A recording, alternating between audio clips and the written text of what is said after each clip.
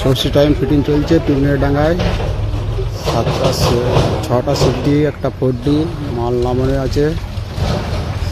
আমাদের সব একে একে কম্পিটিশন করার জন্য রেডি হচ্ছে। এদিকে দড়ি বাঁধা চলছে। কালকে জল ঢালার জন্য কম্পিটিশনে রেডি থাকো। সে রাঙামাটি ঘাটে অনেক সিট থাকবে। সিটগুলোর নাম এখনো কনফার্ম জানাতে পারছি না। কালকে সবাইকার সিটের নাম দিয়ে দেবো।